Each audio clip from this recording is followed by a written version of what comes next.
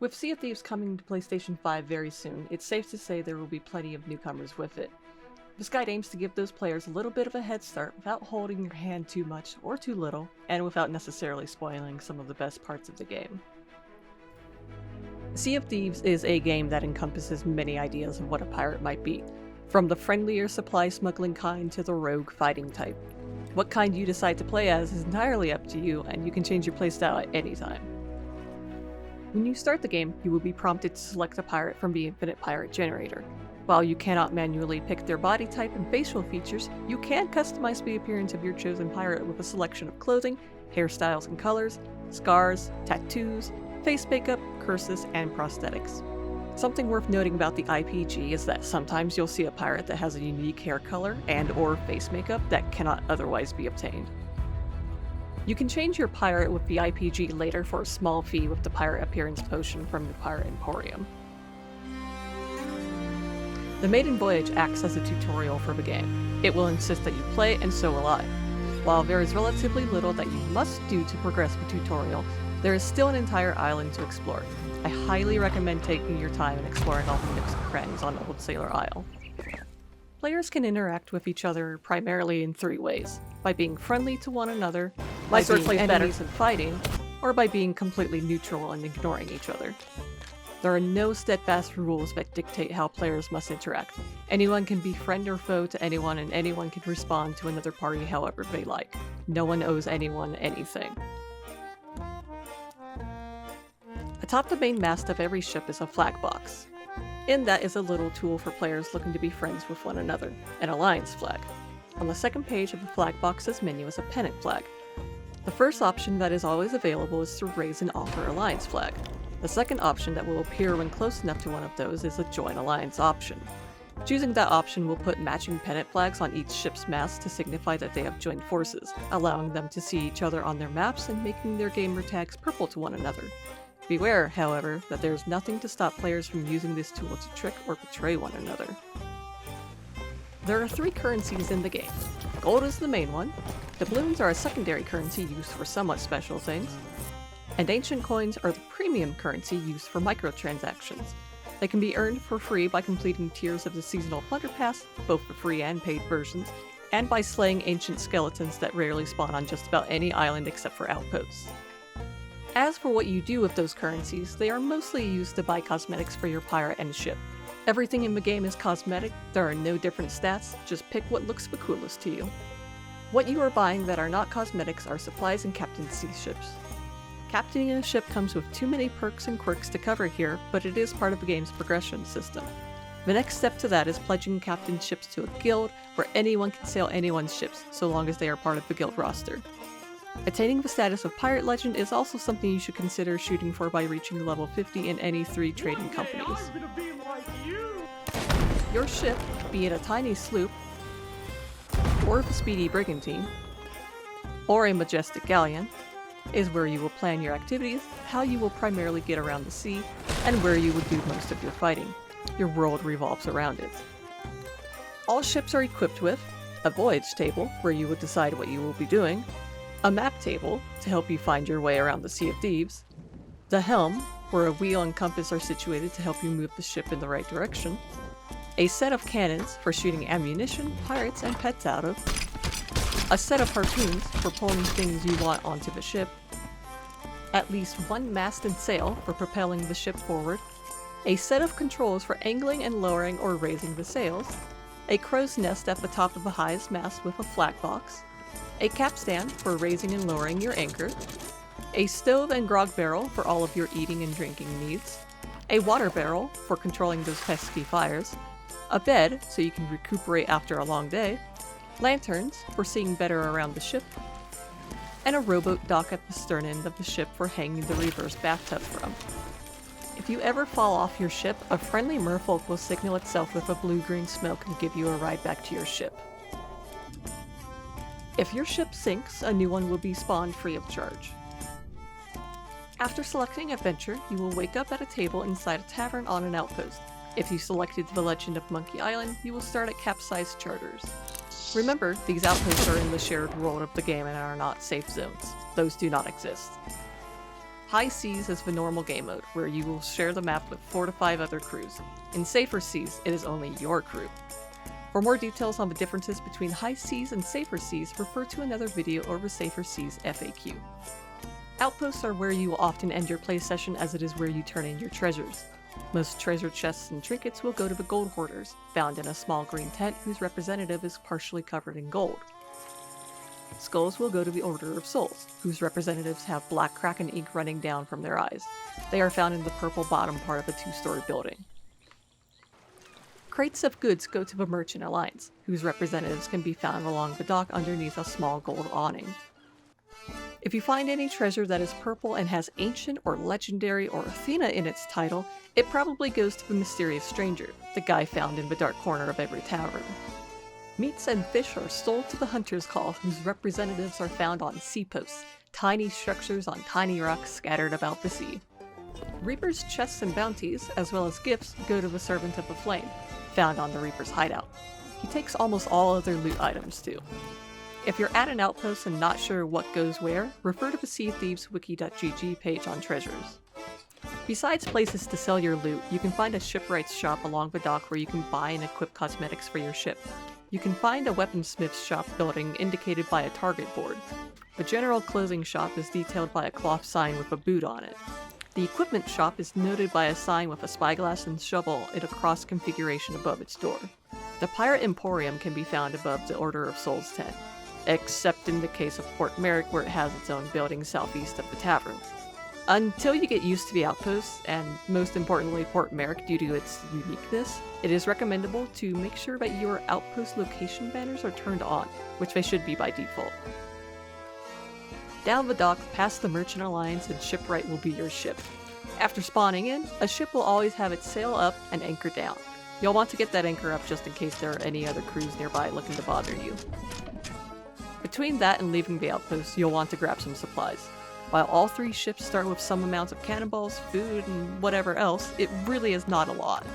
One voyage or fight can drain those supplies substantially. It is good practice to grab all the supplies you can. If you can, buy some from a Merchant Alliance representative, as well as a storage crate. You can use that to slurp up everything from the barrels on the outposts. From there on out, you may consider visiting another island to gather more supplies. Outposts, skeleton forts, and sea forts are all very good sources of supplies. Flotsams, also known as barrels of plenty, as well as shipwrecks, are also a good source of supplies, especially as they tend to have more special resources, like throwables and meat-based foods. There is a standard array of equipment that all pirates have access to. When it comes to weapons, there are 4 weapons to choose from: a sword, a flintlock pistol, the Eye of Reach, and the blunderbuss. You can equip any combination of 2. The sword does a good amount of damage on a quick attack and a lot more on a heavy attack. The flintlock pistol does a decent amount of damage with a fast reload time. The Eye of Reach does a high amount of damage with a moderate reload time. And the blunderbuss does a high amount of damage with a slow reload time. The sword is useful in that it has unlimited use. It also has a quirk with its heavy attack, referred to as a lunge.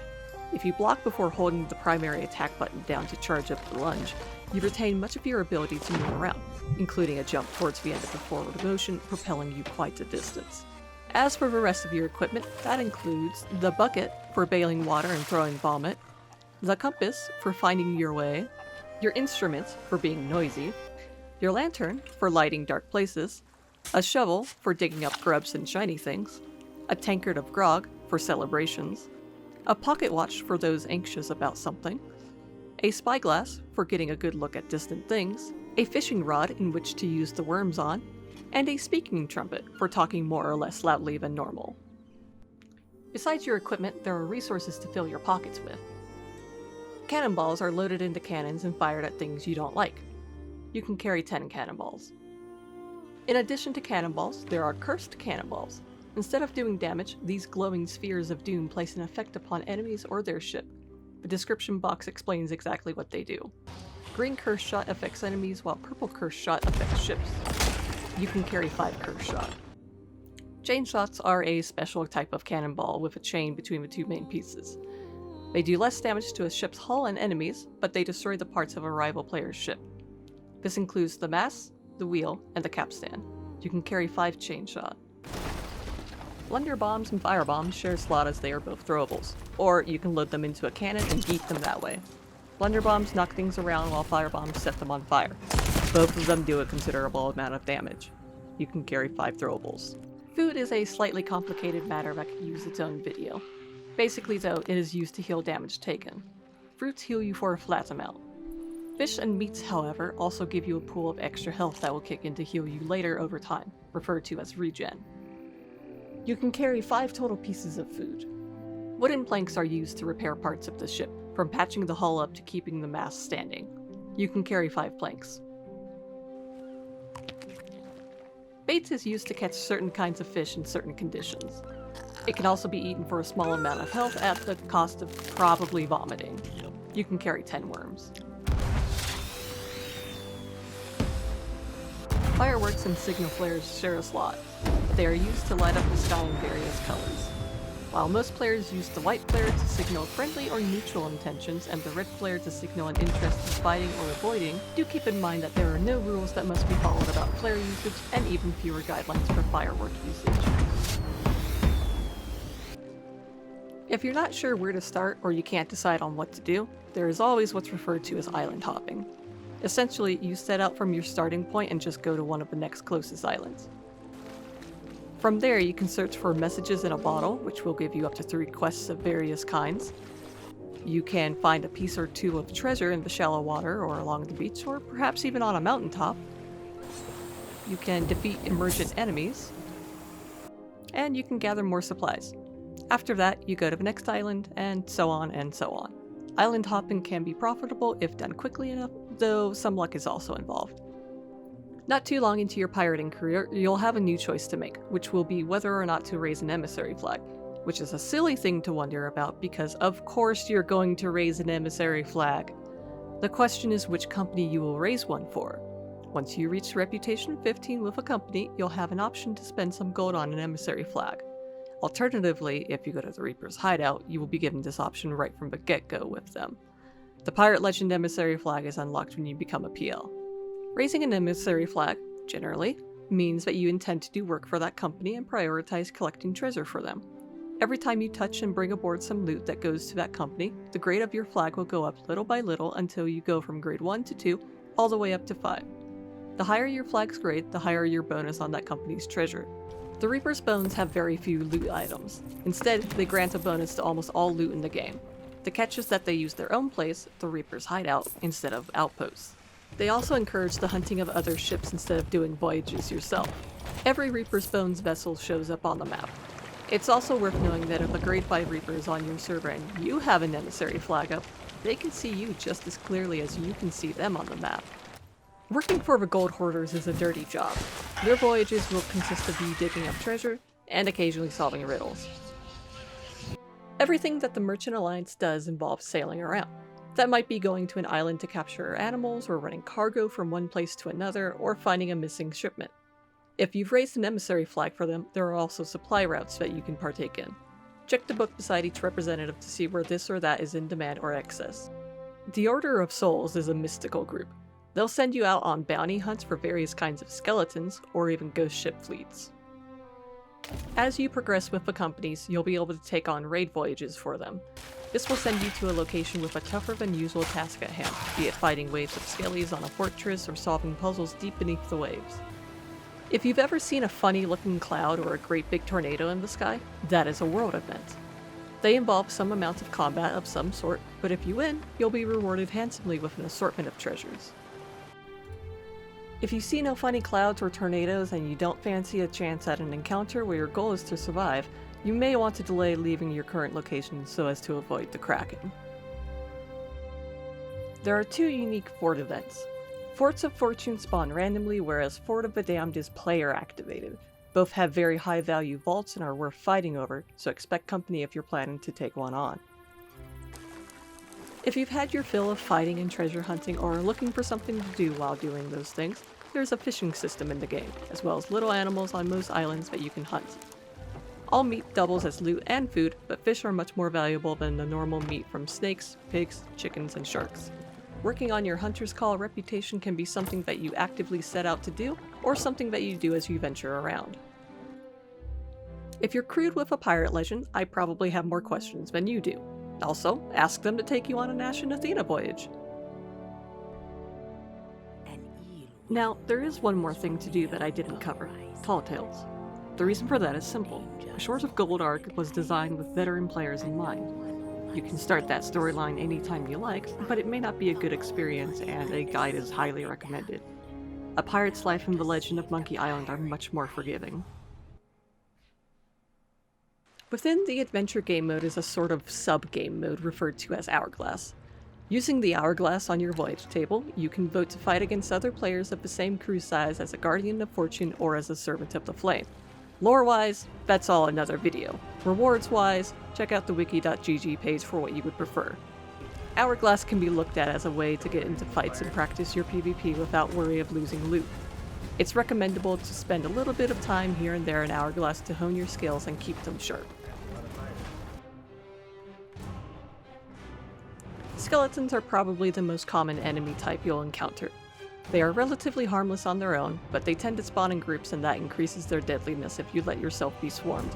Be sure to take out the ones with a gun first. When defeated, they may drop an ammo pouch. Occasionally, along the shoreline of an island, you'll find a stronger skeleton enemy with a name above its head. It will have more health than usual, and upon defeat, it will drop a bounty skull, a gold pouch or few, and orders. The orders will be an X marks the spot map for the island you slayed the captain on. These are just about always worth digging up. Skeleton ships exist both as roaming entities and as something that will occasionally rise from the depths alongside your ship, ready for a battle. Skeleton sloops are fairly easy to take out, as damage anywhere will make the ship take on water, but a skeleton galleon requires that you aim at or below the waterline. It's highly advisable to put some fire on the cannon line of either ship to help keep its gunners from shooting you too much, and to send a man over to pull the skeleton's attentions and guard the holes on the ship. Upon defeat, a skeleton ship will drop a good amount of loot, as well as a storage crate or two with resources in it. Phantoms are ghost-like entities that can be encountered at nighttime on islands and at seaports. They generally spawn in numbers similar to that of skeletons, but are a bit more dangerous as they can teleport around or launch themselves at you for a high damage attack that also knocks you back. Phantoms sometimes drop an ammo pouch, or occasionally a high-value gold pouch or few. Ghost ships are encountered as a world event or a specific voyage of some sort, usually around a large island. Ghost fleets have two different phases: the grunt phase, where several ships just wander around an island, and a captain phase, where a stronger ship and the escorts that surround it go around the island. There will be 2 to 3 of these captain ships depending on what exactly is going on, and they will take either 10 shots to destroy or 24. Grunt ghost ships can sometimes drop a ghostly storage crate. Captain ghost ships will drop an assortment of treasures or ghost skulls in addition to a storage crate. I don't like this. Every once in a while when you enter the water, there's a chance you'll have some company checking you out. Sharks behave rather realistically, wherein they will approach you and circle for a bit before going in for a bite. They drop a piece of meat upon death. Like aggressive skeleton ships, sometimes a giant shark will take interest in your ship. The behavior of megalodons is supposed to vary, with them ranging from curious to being super aggressive. They will alternate between circling your ship and charging it. You can dissuade it from biting by shooting it with enough cannonballs. When defeated, megalodons drop a pile of random treasure, potentially including stronghold loot, and a handful of pieces of its meat. Sometimes when you get into the water, something worse than a shark or two will spawn on you: a swarm of angry sirens. While similar looking to the friendly merfolk, sirens differ greatly with their aggressive behavior. There are grunts who will slash at you and spit magical spheres at you, and there are leaders who will use a trident of dark tides against you. This can hurt quite a lot. Sirens have a chance to drop a siren gem upon death. Ocean crawlers are closely associated with the Kingdom of the Sirens. They are their literal ground troops. Each has unique abilities, including a team boost ability that buffs nearby ocean crawlers. Each ocean crawler has a chance to drop an appropriately colored siren gem. The Kraken is a gigantic sea monster. Its tentacles can suck you off your ship, whack it with devastating force, and wrap around your ship, preventing you from moving. The most important things to keep in mind when fighting this beast is to not panic, and to probably just focus on getting away from it. Each tentacle will drop a piece of meat and 1 or 2 pieces of loot. Fighting other players is a tough challenge, and this topic could span multiple videos on its own. There are no foolproof tactics. The gist of fighting other players on ships can be summed up as keep your cannons on them and avoid their cannons. That is, unless you think you can win the broadside fight. When the game releases in full on April 30th, we're also going to change seasons. This will bring in some changes, mostly in the way of a couple new weapons and tools. I've not covered any of those as they are not actually in the game yet, but if you're curious, there is the Sea of Thieves preview event that shows them off. There should also be a deep dive video on the official channel soon. Other than that, well, you're good to go.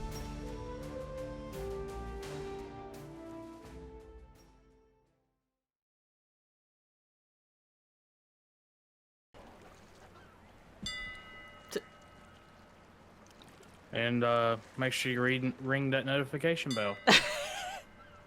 Smack that like button. Slap that like button. Smash that like button. Smash, yeah, there you go. Smash that like button Physically, and turn your notifications on. Yeah, physically destroy the notification bell. I can't take you guys anywhere nice.